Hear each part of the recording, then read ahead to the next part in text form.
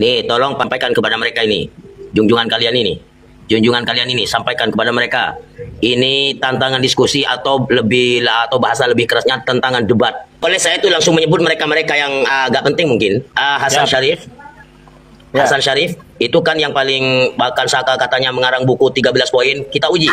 Sampai di mana ke 13 poin itu kira-kira bisa dipercaya enggak? Dipertanggungjawabkan atau enggak? Ganti dia agak Itu diantaranya. Terus siapa lagi? Siapa lagi?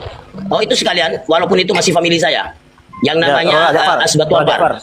Asbatu Ampar masih famili saya, walaupun itu dulu di pondok belajar sama saya. Tapi kayaknya lebih alim daripada saya sekarang. Raden Wijaya juga. Tapi Wijaya itu pernah janganlah. Ya? Enggak, Raden Wijaya dia itu tidak tahu. Dia tidak tahu Tengku. Kita ambil langsung dari pembesar-pembesar dia langsung yang memang bisa baca kitab katanya itu. Ya. Oh, jangan dia itu tidak tahu Tengku. Ya kan? Ya. Siapa lagi? Alkemi itu bisa baca kitab. Alkemi itu bisa. Alkemi bisa. Tapi dia ujung-ujungnya Alkemi. Kalau ada Alkemi nonton, saksikan ya, dengarkan itu Alkemi. Bodrek. Kalau bisa, lagi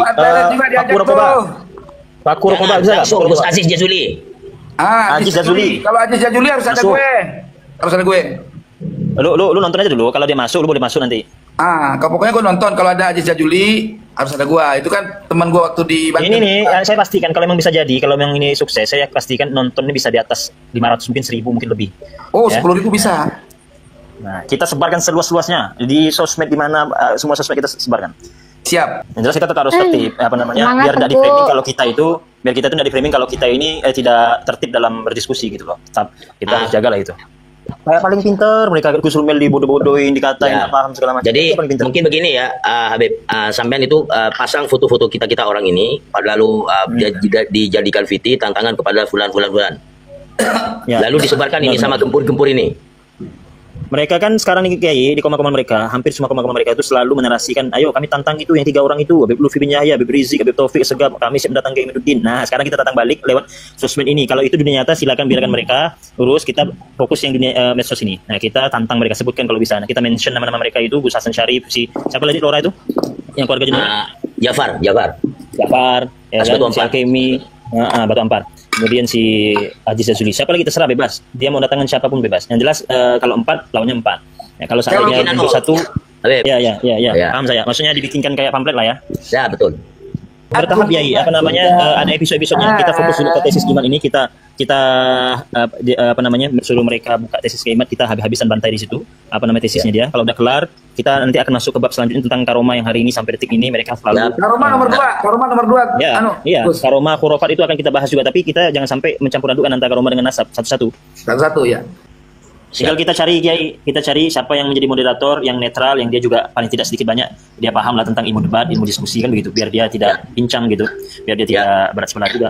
Nanti kita akan rayakan hal itu. Dan kita juga bukan ngambil dari pihak kita, biar sama-sama kita setuju. Boleh nggak? Misalnya kita tanya, mau nggak ini moderator ini? Kalau dia nggak setuju, cari lagi kita sampai betul-betul dia mau.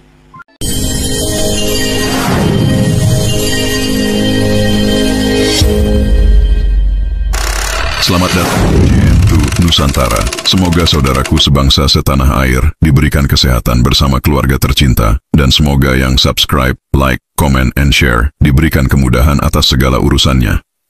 Amin. Mari kita raih Indonesia Emas 2045.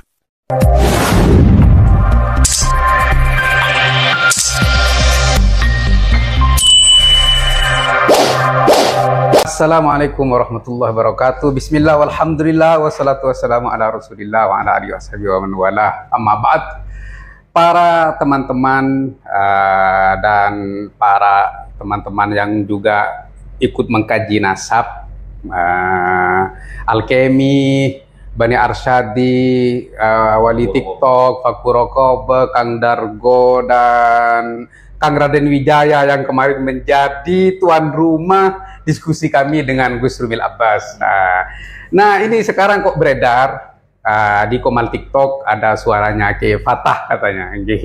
Kiai Fatah yang menantang kami untuk debat. Kalau mau debat jangan di media. Sekalian tentukan tempatnya dan tentukan hari dan tanggalnya. Kami siap datang ke manapun. Nih Gus, siap. Ini Mak Goni kami bertiga, nggak mau ngajak yang lain. Kalau teman-teman mau ikut nonton ya silahkan. Ini tolong sampaikan ini ya ke Fatah. Jangan bercerita masa lalu ini ngaji apa kok. Jangan. Ini sekarang. Iya, kita bicara sekarang, jangan bicara masa lalu. Iya, beliau masih saudara saya. Ya, tapi kan kemarin beliau salah di dalam menafsirkan la ibrata li fana'i waliyin. Tapi analoginya salah. Kok analoginya Mansur Al-Hallaj yang dibunuh? Karena pernyataannya berpotensi untuk menyesatkan umat. Terus juga beranalogi tentang Siti Jenar, walaupun itu katanya beritanya kurang benar atau gimana, tapi kan cerita Siti Jenar itu kan dibunuh. Kenapa? Ya karena dianggap oleh cerita itu yang katanya dihakimi oleh Wali Songo, Siti Jenar harus dibunuh karena pernyataannya berpotensi pengkafiran massal. Sekarang dia menyatakan kemarin untuk membela Fakih Muqaddam yang kullu nafsin dha'iqatul maut, ma laisa li nafsun, kullu man 'alaiha fan, ma ana 'alaiha, terus kemudian kullu syai'in halikun illa wajhah, itu dianggap ngelantur. Kok ada bahasa ngelantur itu menjawab dengan pas? Itu bukan ngelantur itu. Seandainya ya si penanya bilang kullu nafsin dha'iqatul maut, dia bilang qul huwallahu ahad Allahus samad, itu ngelantur namanya, nggak pas, nggak nyambung gitu. Misalnya kullu syai'in halikun illa wajhah, dia menjawab ar-Rahman alamal Quran, itu ngelantur namanya. Kalau jawabannya pas dengan si penanya dianggap ngelantur, gimana? Hati-hati loh, hati-hati, karena di terusannya itu yang juga ada di manuskripnya, man huwa Muhammad Al-Faqih Al-Muqaddam. Lalu siapa Muhammad Al-Faqih Al-Muqaddam itu? Apa jawaban Faqih Al-Muqaddam? Anallah. Itu dianggap ngelantur. Waduh, begini ya. Kalau mau menjelaskan pernyataan jangan terlalu panjang, nanti salah. La ibrata li fana'i waliyin katanya ya. Liwaliyin yang dikutip dari kitab Fathul Mu'in itu sudah benar, tapi analoginya salah karena pakai Siti Jenar dan pakai Mansur Al-Hallaj, yang kedua-duanya itu dibunuh. Kenapa tujuan dibunuh itu? Maqasidus syariahnya ya kenapa? Karena dianggap ngelanturnya itu berpotensi pengkafiran massal atau menyesatkan umat. Sebagaimana Allah Subhanahu wa taala sudah berfirman, laqad kafarul ladzina qalu innallaha huwal masihu Isa ibnu Maryam. Jadi kalau baca tafsir jangan tafsir Jalalain dong ya, jangan bawa itu, jangan asawito, jangan baca yang lain, biar keilmuannya itu lebih luas, biar nggak pendek hanya sejengkal gitu ya. Baca di At-Tahrir wa Tanwir itu karya Ibn Ashur, yang katanya Ibn Ashur ini dijelaskan bahwa hadza a'dhamu dhalalin nasara, ini paling besarnya kesesatan orang Nasrani yang hanya berkata bahwa Allah itu adalah Al-Masih. Iya. Jadi ini takfir qauli. Jadi nggak usah harus menyembah Sayyidina Nabi Isa alaihissalam. Hanya berkata bahwa Allah Al-Masih itu adalah Allah atau Al-Masih itu adalah Tuhan, itu sudah kafir. Di sini berarti kalau Fatah itu mendukung bahkan membenarkan pernyataan Faqih Al-Muqaddam, hati-hati dengan keimanannya. Digadaikan. Monggo, jaga ditambahi. Maksudnya kita itu bukan sedang mensesatkan Faqih Muqaddam, tidak. Atau Faqih Muqaddam ini begini, tapi perkataannya. Sehingga kalau pakai dalil Ibnu Hajar Al-Asqalani yang tidak menyesatkan Al-Hallaj, itu Al-Hallajnya, bukan isi ajaran Al-Hallaj. Sama juga kita tidak menyesatkan Faqih Muqaddam, karena kita nggak tahu, mungkin ini perkataannya sedang lupa, tapi ajarannya ini ditulis dan dibenarkan. Nah itu ajaran seperti ini itu sesat, menyesatkan. Itu Al-A'rabi itu bilangnya begini, ingat, hal Muhammad ibnu Ali huwallah, di situ bukan langsung jawabannya na'am. Anallah. Berarti tidak ngelantur. Enggak ngelantur. Naam. Naam. Itu di manuskripnya. Kalau tidak mau yang manuskrip aslinya yang di Syarhul Ainiyah yang sudah ditahqiq, itu ada seperti kullu syai'in halikun illa wajhah ana min nuri wajhihi. Nur itu kalau diartikan makhluk nanti cedera kepada wajhihi, karena wajhi itu zat. Berarti nur itu harus khalik juga, sifat Allah an-nur, bukan nur Muhammad, bukan. Karena nur Muhammad itu adalah makhluk. Nah, kalau mau pakai hadis yang dhaif, begini. Awwalu ma khalaqallah nuru nabiyyika ya Jabir. Awwalu ma khalaqallah, yang diciptakan pertama kali oleh Allah nuru nabiyyika ya Jabir. Nurnya berarti makhluk. Ya. Kalau nur itu berhubungan dengan zatnya Allah, berarti itu sifat. An-nur, lihat. Asma itu mengandung sifat. Terima kasih. Gus. Ya, sementara kalau kita membaca surat Al-Ikhlas itu kan ya, walam yakul lahu kufuwan ahad itu, ya kan, fi dzatihi wa sifatihi wa af'alihi gitu. Nah, jadi nggak bisa perkataan ana min nuri wajhihi itu nggak bisa diterima secara logika keilmuan, apalagi akidah gitu loh.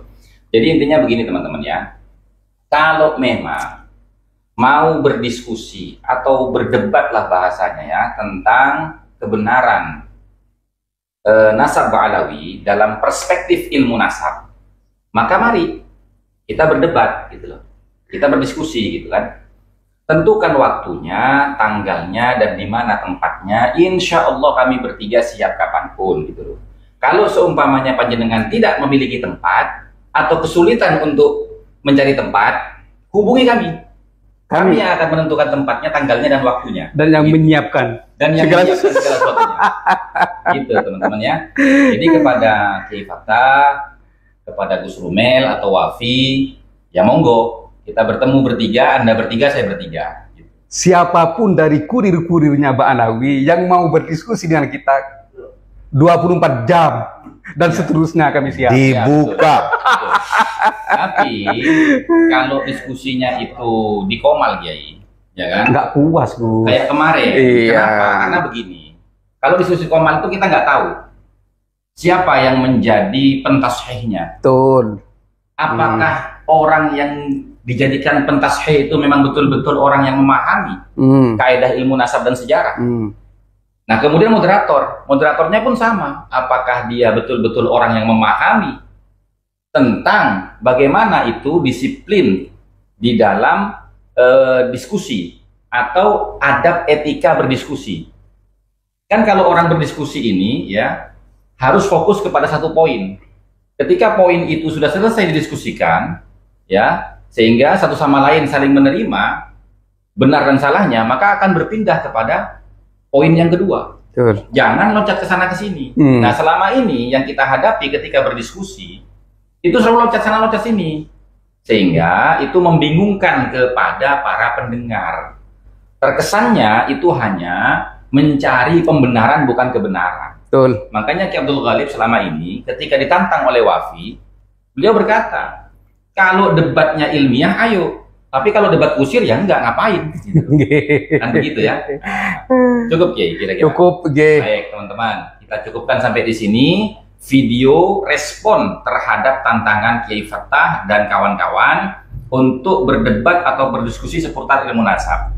Ya, tolong ini video di-share sebanyak-banyaknya supaya sampai kepada semua pihak, terutama pihak dari kalangan Ba'alawi. Demikian dari kami. Wallahul muwafiq ila aqwamit thoriq wal afu minkum. Wassalamualaikum warahmatullahi wabarakatuh. Waalaikumsalam warahmatullahi wabarakatuh.